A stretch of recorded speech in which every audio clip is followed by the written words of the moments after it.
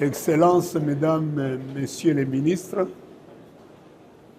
distingués invités, Mesdames, Mesdemoiselles et Messieurs, ce 8 mai 2026, nous célébrons pour la première fois la journée nationale de l'ethnie Hutu, instituée par la décision numéro 2 du président national. Notre premier devoir est de présenter nos hommages les plus déférents à son Excellence, Monsieur le Président de la République, Félix Antoine Tshisekedi Tshilombo, dont la vision et l'action ont rendu possible la présente célébration. Nous saluons l'amitié de tous les animateurs des institutions nationales ici présents, de tous les mandataires publics et privés, des représentants de toutes les professions et de tous les métiers, de la femme toujours gardienne du temple et de la jeunesse à venir de la nation. Nous saluons avec joie et enthousiasme la présence de personnalités amies, dont certaines ont souhaité prendre la parole afin de donner témoignage et inscrire la journée d'aujourd'hui dans le sens de l'histoire et de la cohésion nationale. Nous saluons la grande famille Igisenye, partout où elle est, ici dans cette magnifique salle du stade Tata Raphaël et dans la ville de Kinshasa, mais aussi au pays comme dans la diaspora. Et l'encourageons à réfléchir sur elle-même, sur sa douloureuse situation actuelle inhérente à la guerre et sur les raisons d'espérer pour nous et pour nos enfants la dignité, le bonheur et la paix. Notre communauté Igisenge est régie par la loi sur les ASBL en République démocratique du Congo. La date du 8 mai appelle précision et clarification. Elle a été proposée, chaleureusement accueillie et finalement retenue à l'Assemblée générale élective du 28 septembre 2025 en souvenir de Monseigneur Joseph Boussimba, d'heureuse mémoire. Ce Hutu du Nord Kivu, Monseigneur Joseph Boussimba, fut le premier Congolais à accéder à la plénitude du sacerdoce dans la partie est du Congo. Pendant plus de 80 ans de colonisation et d'évangélisation, le Vatican n'avait nommé avant Monseigneur Boussimba que 3 évêques congolais. Monseigneur Kimbondo, vicaire apostolique de Kisantu, Monseigneur Malula, futur cardinal, alors vicaire apostolique auxiliaire de Léopoldville, Kinshasa, et Monseigneur Nkongolo, vicaire apostolique de Bakwanga, actuel Mbujimaï. Ce fut un choix à la fois judicieux et assumé, tant cet homme fit des merveilles pour les jeunes diocèses que le pape Saint Jean XXIII venait de lui confier. Au-dessus de tous et pour tous, sans discrimination ni exclusion, Il s'occupera de ses ouailles, quelle que soit leur origine ou leur appartenance communautaire, à leur plus grande satisfaction. Quand je parle de Monseigneur Boussimba, il ne s'agit pas que d'un discours. Il s'agit d'un témoignage de ce que j'ai vu de mes yeux et de ce que j'ai entendu de mes oreilles, notamment quand j'étais petit séminariste à Rugari puis à Buhimba. À peine élevé aux fonctions et à la dignité épiscopale, il créa en 61, c'est-à-dire moins d'une année plus tard, le petit séminaire Saint-Joseph à la mission catholique de Rugari. Monseigneur Joseph Boussimba, tout en sachant que le bâtiment mis à la disposition des jeunes élèves n'était pas approprié, décida néanmoins de nous cantonner là-bas dans notre intérêt, convaincu que le meilleur service qu'il pouvait nous rendre et le seul service qu'il nous demandait était de nous adapter et que seule la jeunesse était capable d'un tel effort. Monseigneur Joseph Boussimba fut un grand bâtisseur, un bâtisseur hors du commun. Il fut le plus grand bienfaiteur de la jeunesse de son diocèse pour avoir mis à sa disposition 18 écoles secondaires pendant son mandat. On ne saurait cerner toutes les facettes d'un homme si immense. Ce qui est certain, c'est qu'en choisissant le 8 mai, date de son sacre épiscopal, nous nous sommes appuyés sur un modèle à proposer à tous les hommes de bonne volonté.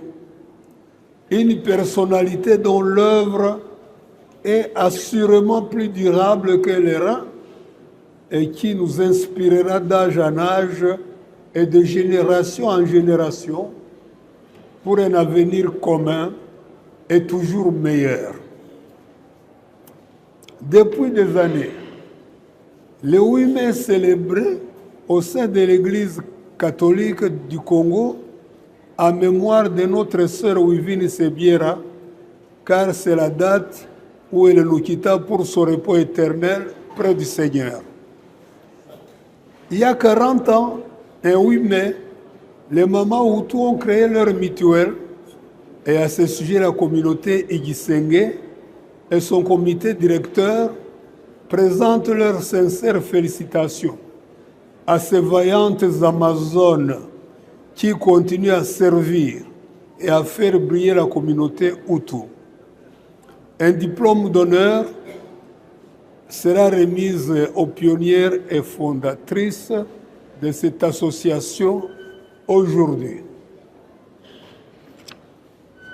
Enfin, comme par hasard et par un heureux concours de circonstances, le 8 mai est célébré dans le monde entier comme un jour de paix, car c'est la date qui mit fin à la Deuxième Guerre mondiale avec la capitulation de l'Allemagne. Voilà pour ce qui est du 8 mai. Le sens et la portée. Je voudrais vous parler du sens et de la portée de l'article 10 de la Constitution qui est relatif à l'ethnie. C'est pour nous prémunir d'un éventuel soupçon de tribalisme ou de quelques sentiments négatifs, alors que le concept est consacré dans notre Constitution, alors que le concept a une fonction. Ce jour, nous l'avons voulu. Nous en avons rêvé. Ce jour pour les Hutus est désormais un jour sacré. Il nous rassemblera une fois chaque année pour célébrer notre peuple, notre communauté, notre ethnie, en conséquence de l'article 10 de la Constitution du 18 février 2018, tel que modifié à ce jour et qui dispose comme suit. La nationalité congolaise est une et exclusive et ne peut être détenue concurremment avec une autre. La nationalité congolaise est soit d'origine, soit d'acquisition individuelle. Est congolais d'origine toute personne appartenant aux groupes ethniques dont les personnes et les territoires constituaient ce qui est devenu le Congo. Présentement, la République démocratique du Congo à l'indépendance. Une loi organique détermine les conditions de reconnaissance, d'acquisition de pertes et de recouvrement de la nationalité congolaise.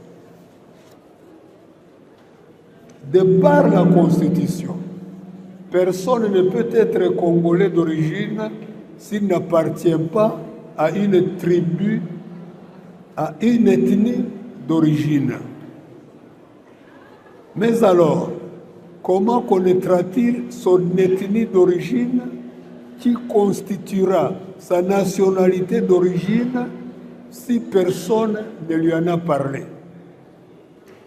Voilà pourquoi connaître son ethnie, être fier de son identité ethnique, renseigner correctement son identité ethnique lors de l'établissement des actes de l'état civil et autres documents officiels, exprimer ses ambitions et revendiquer des droits pour une représentation ethnique équitable sont autant d'actes de mise en œuvre de l'article 10 de la Constitution, l'exercice d'un droit civique et l'accomplissement d'un devoir. Parlons de la géographie humaine en ce qui nous concerne. On ne peut rien contre la géographie, et surtout la géographie humaine. Les références sont abondantes, qui renseignent la présence multiséculaire des Hutus sur le territoire de l'actuelle République démocratique du Congo. Qu'il s'agisse de la tradition orale, des récits des premiers explorateurs européens, des rapports officiels des autorités coloniales, des rapports des missionnaires ou des études savantes, tous convergent pour affirmer cette présence multiséculaire. Il importe de préciser que souvent, nous utilisons les mots sans nous préoccuper ni de leur origine, ni de leur portée réelle. L'exemple nous est donné par l'appellation d'un des plus grands parcs naturels de notre pays, le parc national de Virunga. Qui se soucie de connaître l'origine du mot ou sa signification? Personne. Pourtant, Virunga, c'est d'abord une référence au mot Ikirunga, au singulier, et Ibirunga, au pluriel, désignant ainsi dans la langue bantou, Gihutu, successivement les volcans, au singulier, et les volcans, au pluriel. Voilà d'où est venu le mot Virunga. D'abord pour désigner les volcans, où qu'ils se trouvent, et ensuite désigner l'ancien parc Albert, devenu à l'occasion du recours à l'authenticité, parc national de Virunga. Il mérite respect et considération, ces ancêtres Hutus, qui ont pu donner des noms éternels à ces paysages, à ces montagnes et à ces volcans qui font la fierté de notre pays, mais aussi de la terre entière.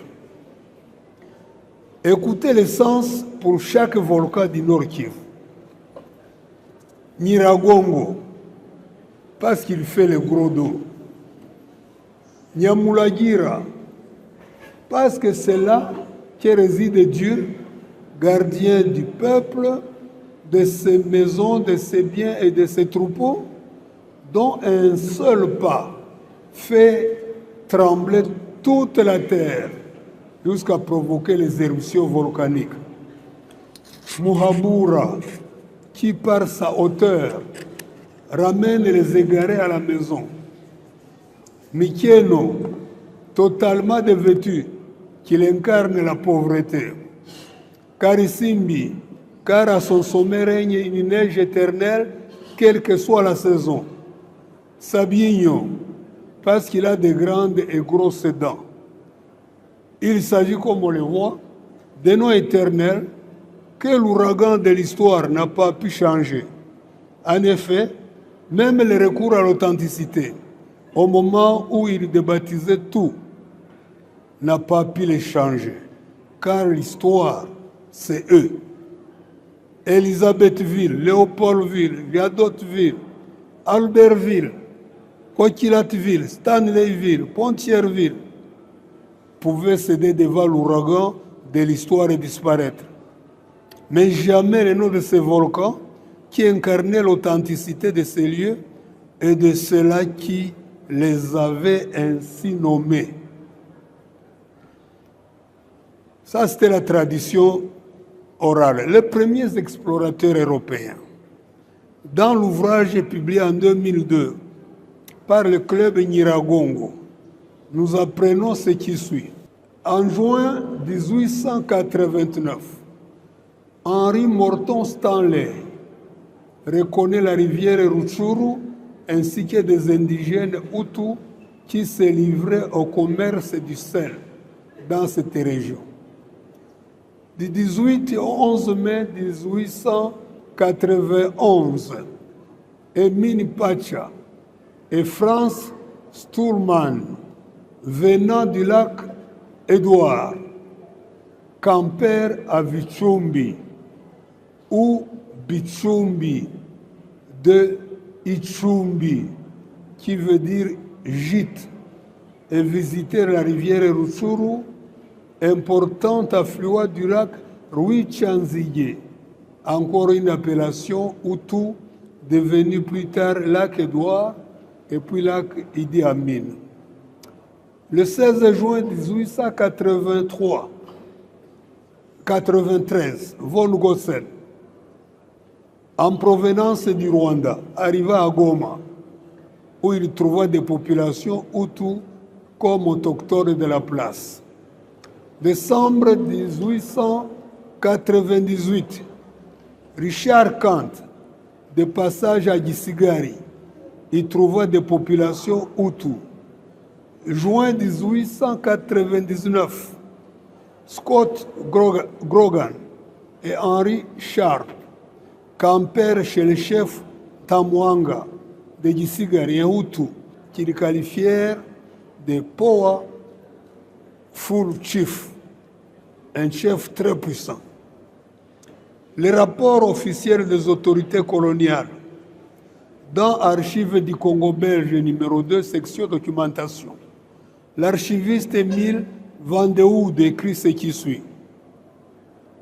Il a été dit que M. le capitaine Ereman avait préconisé, comme une frontière au nord du lac Kivu, la ligne partant de l'extrémité de la médiane vers le sommet du volcan Chamina Congo et coupée ensuite au point 1 degré 20 latitude sus par 30 degrés longitude est. Tout le pays traversé pendant notre reconnaissance est habité par les Bahutu qui sont la race originaire de cette région. Ils s'adonnent à la culture, hommes et femmes, et ne s'occupent généralement ni de la chasse ni de la pêche. Le commandant Jean d'Allemagne fut le fondateur du poste de Rutshuru en 1902.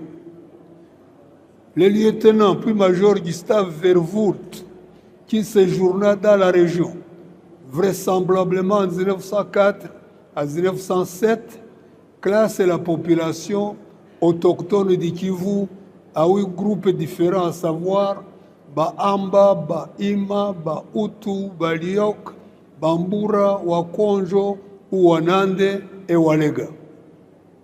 Par ailleurs, le même auteur nous décrit le pays de Rutshuru dans sa faune, dans ses aspects administratifs et ethnologiques, sur la carte dressée par cet auteur et publiée en 1910. Les Hutus occupent la région allant de Goma à l'extrême nord de la plaine de Rutshuru jusque dans le Bufumbira en Ouganda. Ceci sera confirmé par la carte ethnographique du Congo dressée par Charles Meur sur base des données du 19e siècle.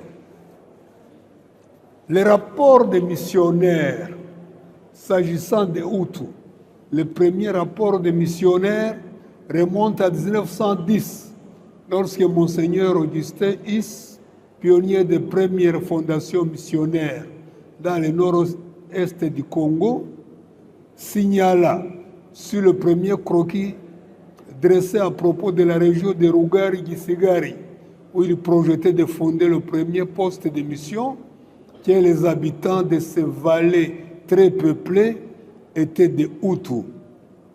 Notons que ce projet sera concrétisé en 1911 par la création à Rugari, chez le chef Rulenga de la mission Tongre-Sainte-Marie par des Pères Blancs venus du Katanga et du bord du lac Kivu, où ils avaient fondé des missions. En 1893, la mission catholique Saint-Joseph à Baudouinville, actuelle Moba. En 1906, le poste de tiers Saint-Pierre chez le chef Nyangezi. En 1910, la mission catholique Liège Saint-Lambert à Mwanda chez le chef Katana. Quant aux études savantes, dans son introduction à l'ethnographie du Congo, Jean Vansina publie l'étude de Kuipers, chercheur de l'IRSAC, intitulée « Les Bantous interlacustres du Kivu ». Et à cette occasion, il cite expressément et nommément les Hutus de Rutshuru. La démographie, on ne peut non plus la contourner.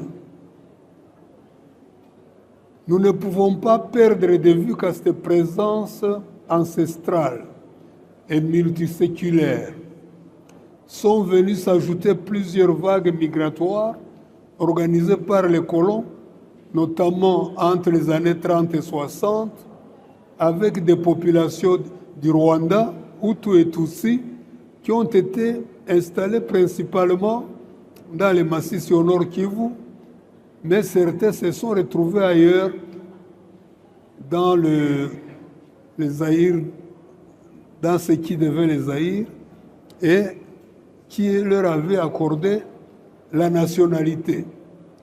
La question du statut de population immigrée avant l'indépendance a été définitivement réglée. D'une part, grâce à la théorie de la succession d'États qui a été appliquée au rapport entre la Belgique, ancienne puissance coloniale, et le nouvel État, la RDC, d'autre part, par la loi fondamentale et les différentes constitutions qui se sont succédées pour le nouvel État depuis la loi fondamentale de 1960.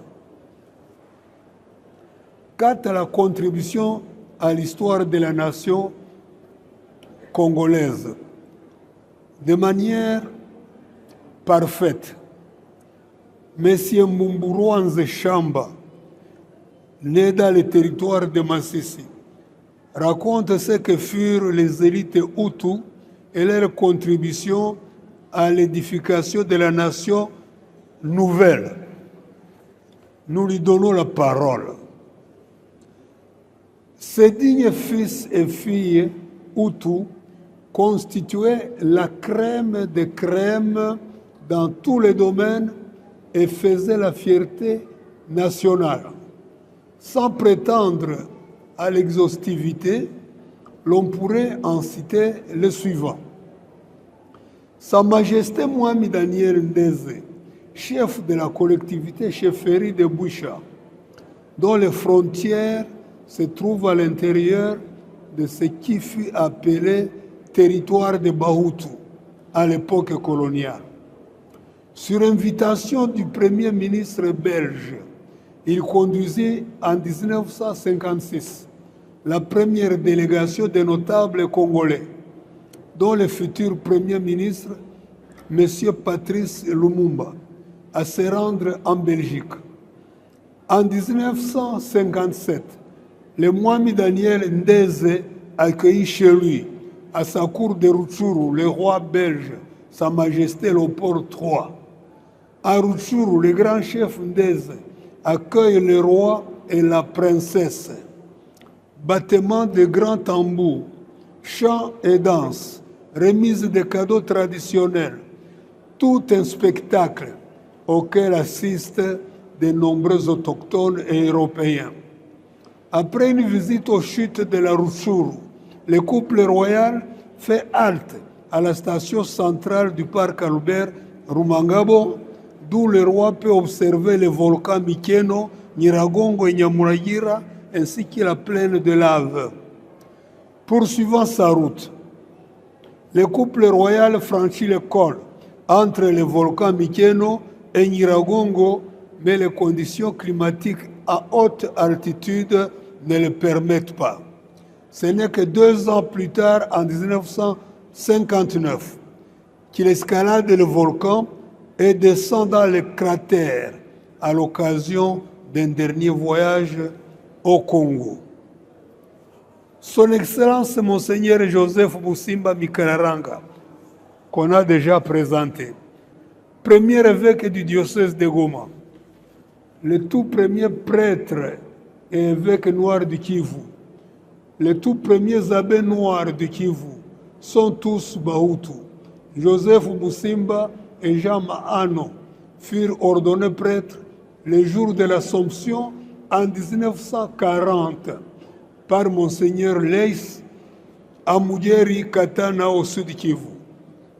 Son Excellence Monseigneur Joseph Busimba fut désigné évêque de Goma le 1er mars 1960 et fut consacré le 8 mai 1960 à Rome, dans l'enceinte de la basilique Saint-Pierre au Vatican, par le pape Jean XXIII lui-même.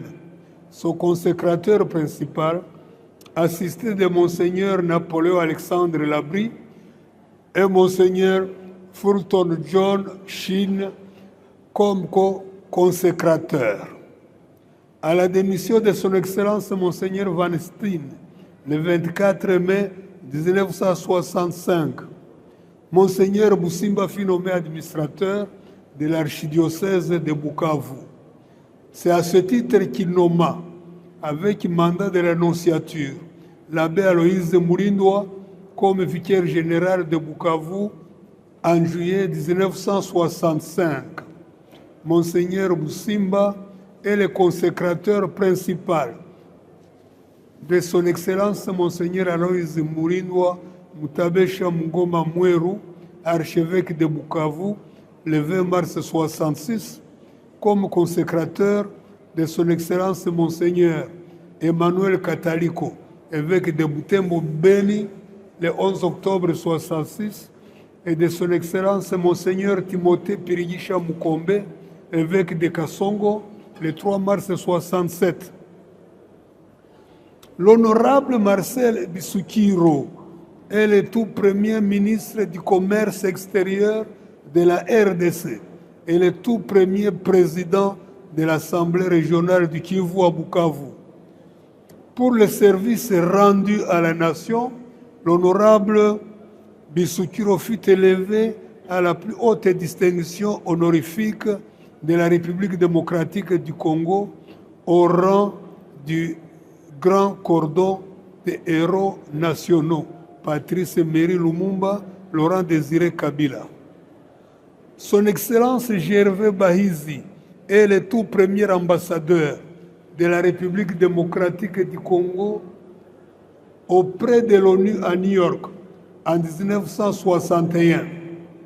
Il importe de signaler que les honorables Marcel Bissoukiro, représentant le CEREA, Gervais Bahizi et Théodomir Nzamukwereka, représentant l'ARP, ont activement participé aux travaux de la table ronde de Bruxelles et ont abouti à l'adoption des résolutions portant sur l'avenir du Congo belge, dont un consensus majeur sur la date de l'indépendance du futur État fixé au 30 juin 1960.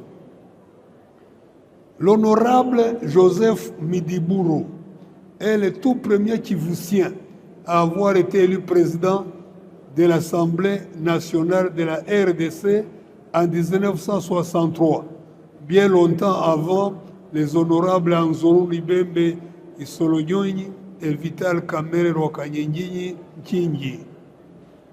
Le professeur Edmond Mouginia est le tout premier détenteur de doctorat Fribourg-Suisse, au Nord Kivu en 1964. Monsieur Pierre Ruyagne Tchoubaka est le tout premier autochtone congolais, commissaire de district de Goma, le Congolais qui a remplacé le dernier commissaire belge de Goma à l'indépendance. Je ne faisais que citer l'auteur dont j'ai donné le nom auparavant. Et quelle est la prétention de l'ethnie Hutu comme contribution à l'avenir de la RDC? Elle se fera certainement par la culture, la science et l'innovation. La culture, c'est d'abord notre langue, le Kihutu. La culture, c'est la somme de toutes les meilleures productions humaines, qu'elles soient intellectuelles, scientifiques, morales, spirituelles, religieuses, artistiques, esthétiques et éthiques, au sein d'une société donnée pour faire face aux défis des temps présents et accéder ainsi à la dignité, à la paix et au bonheur. La culture, c'est la somme de toutes les beautés et de toutes les bontés du monde qui se manifestent par le travail et les œuvres de l'esprit. De cela qui, hommes et femmes, donnent le meilleur d'eux-mêmes pour que nous vivions dans l'effort pour le bien commun, dans la joie de vivre et de vivre ensemble, d'être solidaires dans l'espoir de transmettre à nos enfants et petits-enfants un héritage digne dont ils seront fiers et qu'ils s'empresseront à leur tour à transmettre à leurs propres enfants et petits-enfants pour une paix définitive et un paradis qui n'aurait jamais dû être perdu. La culture, c'est l'autre nom de la paix. Il n'existe pas une culture de violence ou de guerre, car la violence ou la guerre, c'est le refus, la négation et le rejet de la paix. C'est le refus, la négation et le rejet de la culture. La violence ou la guerre, d'une part, et la culture, d'autre part, sont antinomiques et autant incompatibles. Voilà pourquoi, malgré la reconnaissance de l'existence des peuples barbares, personne n'a osé dire que ceci, du moment qu'il s'était installé dans la haine de l'autre et la violence contre l'autre, avait une culture ou une civilisation à proposer. On les a combattus jusqu'à leur conversion, lorsque ce n'était pas jusqu'à leur extermination ou leur extinction. Cette compréhension des choses et les liens intimes entre la paix et la culture qui ont conduit les auteurs de la Charte des Nations Unies à lui donner comme fin ultime la fraternité humaine, la dignité humaine et la paix dans le monde. Voilà pourquoi une des premières initiatives des Nations Unies a été de créer l'UNESCO, tant il était vrai et évident que les idéaux proclamés dans la charte de San Francisco ne pouvaient jamais être atteints sans la promotion et la sublimation continue, soutenue et permanente de la culture des peuples et entre les peuples.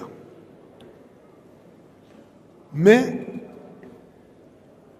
par là, nous comprenons que l'identité ne peut être une fin en soi.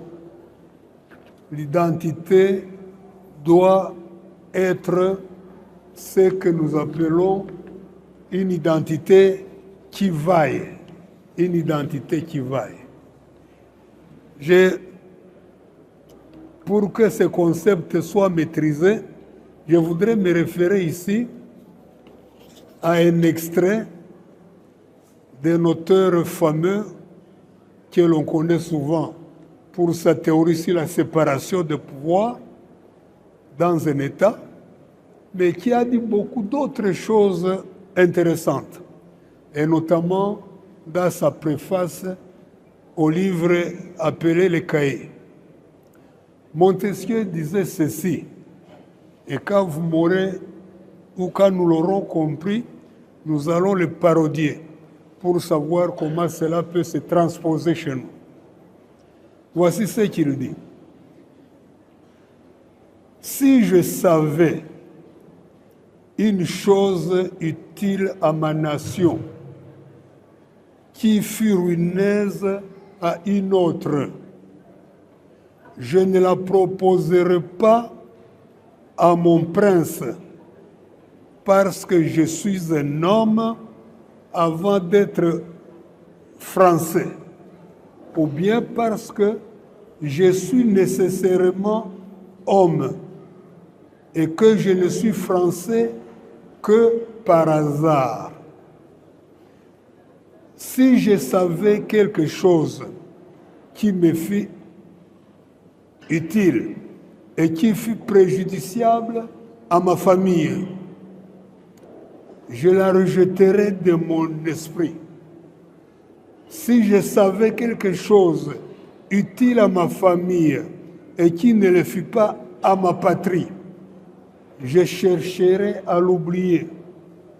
Si je savais quelque chose utile à ma patrie et qui fut préjudiciable à l'Europe, ou bien qui fut utile à l'Europe et préjudiciable au genre humain, je la regarderai comme un crime. Fin de citation. Nous devons donc comprendre qu'accepter que notre identité première,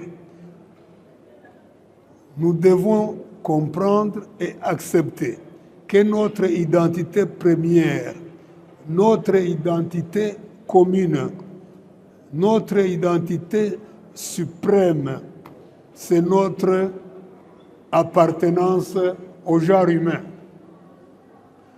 Nous devons donc remercier l'ancêtre commun de Bahutu, qui ne devait s'appeler que Gahutu, de nous avoir héréditairement transmis assez de traits et de vertus que nous retrouvons chez d'autres peuples et que nous partageons avec d'autres peuples du Congo, d'Afrique et du monde afin de construire l'homme et de faire l'unité de l'humanité. En vérité, la recherche et la découverte de son identité doivent constituer le premier pas pour aller vers l'autre. Aller vers l'autre en se connaissant soi-même.